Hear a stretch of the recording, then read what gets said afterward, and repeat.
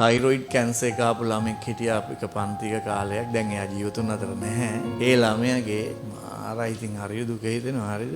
මාස 6න් 6ට ડોක්ටර් කියලා තිබුණා LP ටෙස්ට් එකක් කරන්න ඕනේ කියලා. හැම මාස 6කට සැරයක්ම LP ටෙස්ට් එක. මම දැකලා තියෙන ධෛර්යවන්තම ළමයා තමයි මගේ ජීවිතේ හම්බෙන්නේ. ගෑනු ළමයා. මම දැකලා තියෙන ධෛර්යවන්තම ළමයා. හරි. කොච්චර ධෛර්යවන්තද කියනනම් අම්මාව තමයි එක්කන් එන්නේ එළියේ ඉන්නවා අම්මා. එයා එනවා පන්තියට.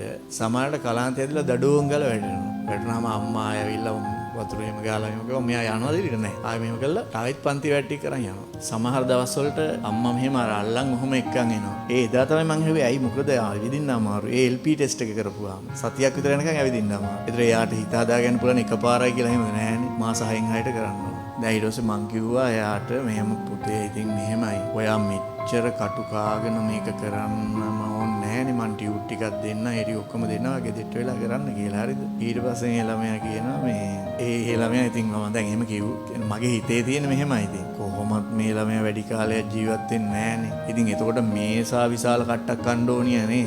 එහෙම එතකොටම එයා මගෙන් ඇහුවා සර් කියන්නේ මම විභාගෙට කලින් මැරෙයි කියලානේ. එහෙම කිව්වා. මාව නිකන් කොල්මන් වෙලා ගියා. හරිද? ඊට පස්සේ කිව්වා නෑ මං රිසල්ට්ස් එනකම් මැරෙන්නේ නෑ. මට දැනගන්න ඕනි මං කැම්පස් සිලෙක්ට්ද නැද්ද කියලා මැරෙන්න කලින්. මූ නිදි මරාගෙන රෑ පාඩම් කරනවා. ડોක්ටර්ස්ලත් කියනවා ඔයාගේ අසනීපේ හැටියට ඔයා ඔහොම මහන්සි වෙන්න බෑ. මහන්සි වුණොත් මේක වැඩි වෙනවා. එයා කියන්නේ නෑ මට කැම්පස් සිලෙක්ට්ද කියලා බලා ගන්න ඕනි. පුදුම ළමෙක් ඉතින්.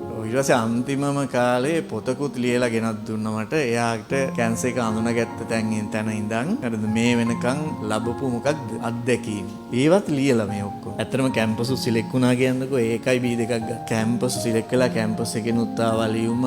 කැම්පස් එකේ පාඨමාලාවටත් ආවා ඔක්කොම ආවා. හැබැයි පාඨමාලාව පටන් ගන්න කලින් මැරුණා. ඉතින් එයා ඉඳුරාම දන්නවා මොකක් වෙන බවද? තමන් මැරෙන බව. ඉඳුරාම දන්නවා මැරෙනවායි කියලා. හැබැයි එක දවසක් පන්තියට නැවිත් හිටියේ නෑ. මං දකින්නේ මට හම්බෙච්ච ජීවිතේ ධෛර්යවන්තම ළමයායිලා. පුදුම ධෛර්යයක්. දැන් මම කල්පනා කළා මට එහෙම වුණා නම් මමත් අතාරිනවා මේක. වැඩක් නෑ ඉතින් දැන් මේක.